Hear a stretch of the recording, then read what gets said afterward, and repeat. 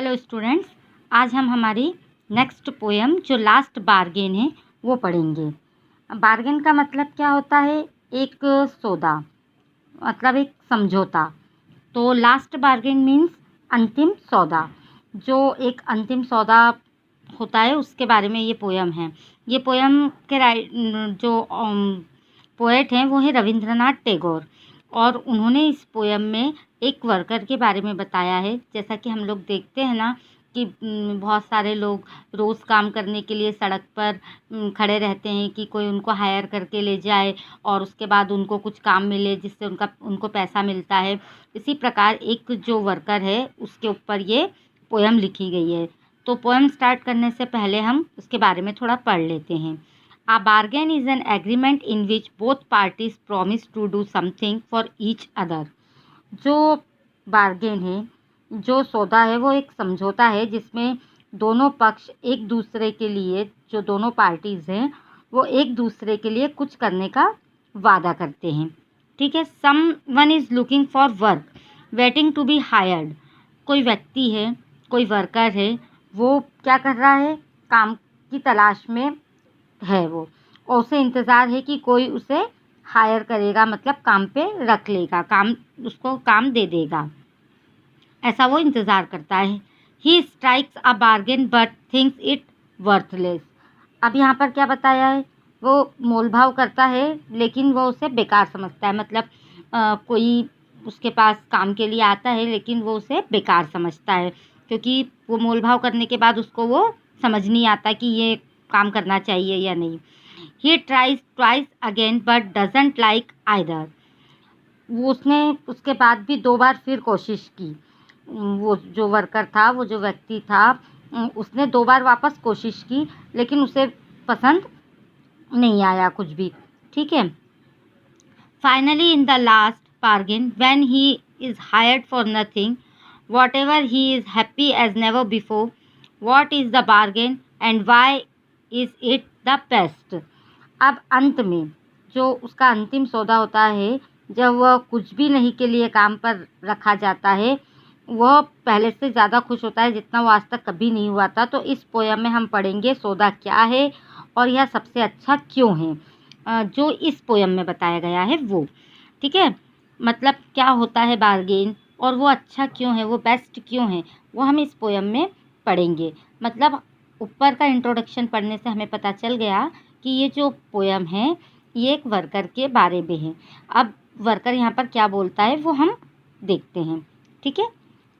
तो मैं रिसाइट करती हूँ poem. Come and hire me, I cried while in the morning. मतलब सुबह का समय है और जो वर्कर है वो ऐसे आवाज़ लगा रहा है कि कोई आओ और मुझे हायर करो, मतलब मुझे काम पर रखो। I was walking on the stone paved road. वो जो यहाँ पर जो आए है वो यूज़ हुआ है और इसके पोएट के लिए। पोएट खुद यहाँ पर एक वर्कर के रूप में है, मतलब पोएट ने अपने आप को वर्कर के रूप में प्रेजेंट किया है और ये आई जो है उन्हीं के लिए रेफ़र हुआ है। ठीक है। तो यहाँ पर वो बोलते हैं कि मुझे, मतलब सुबह के समय वो आवाज़ लगाकर बोलते हैं आओ और मुझे हायर करो, किराए से ले लो। फिर वो बताते हैं मैं पक्की सड़क पर, जो पत्थरों से बनी हुई सड़क है, उस पर चल रहा था। Sword in hand the king came in the chariot. अब हाथ में तलवार लेकर जो राजा हैं वो आते हैं और मतलब अपने रथ में बैठकर आते हैं। चैरियट मीन्स रथ। अपने हाथ में तलवार लिए जो राजा है वो अपने रथ में आए। He held my hand and said I will hire you with my power. और वो जो पोएट है वो यहाँ पर बता रहे हैं कि उन्होंने मेरा हाथ पकड़कर कहा मैं तुम्हें अपनी शक्ति से हायर करूँगा, अपने काम पर रखूँगा, किराए से लूँगा, मैं अपनी शक्ति से। क्योंकि वो राजा है, राजा के पास बहुत शक्तियाँ होती हैं, तो वो उसको पकड़कर बोलते हैं कि मैं अपनी शक्ति से तुम्हें हायर करूँगा, किराए पर रखूँगा। But his power counted for nought and he went away in his chariot.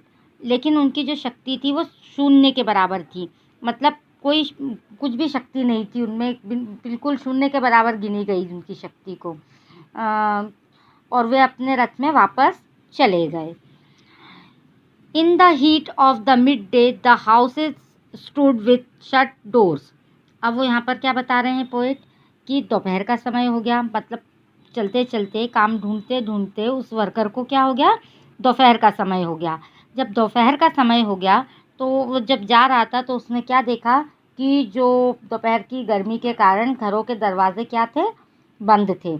हम लोग ने देखा है दोपहर में जब बहुत गर्मी होती है तो सब लोग घर के अंदर रहते हैं, दरवाजे बंद कर लेते हैं। उसी प्रकार वो यहाँ बता रहे हैं दोपहर की गर्मी में घरों के दरवाजे क्या थे, बंद थे।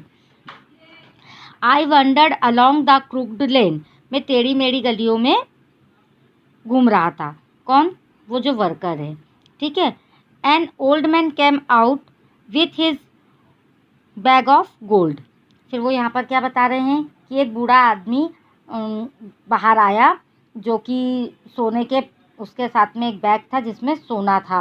वो अपने सोने के सिक्कों के साथ बाहर आया। He pondered and said I will hire you with my money.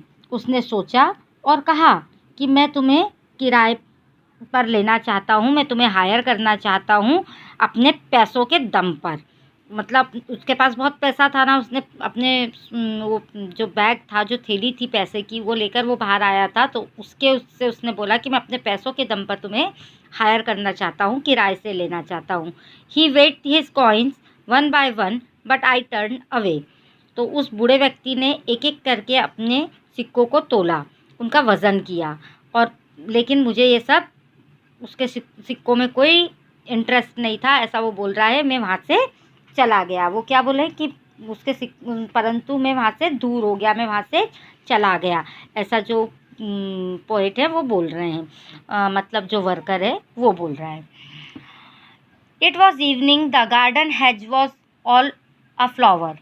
अब क्या हुआ, शाम हो गई थी, मतलब उसको पूरा दिन हो गया था घूमते घूमते काम के लिए, और अब शाम हो गई थी। और जो गार्डन था, जो बाग था, उसके जो हेड, जो मुंडे टाइप होती हैं, उसमें बहुत सारे फूल खिले हुए थे। The fair made came out and said I will hire you with a smile. एक सुंदर सी जो दासी रहती है वो बाहर आती है और कहती है मैं तुम्हें एक मुस्कान के साथ काम पर रखूँगी, मतलब मैं तुम्हारे काम की कीमत अपनी एक मुस्कान से अदा करूँगी, ऐसा वो बोलकर उसको ऐसा वो उसको बोलती है। Her smile पेल्ड and melted into tears and she went back alone into the dark.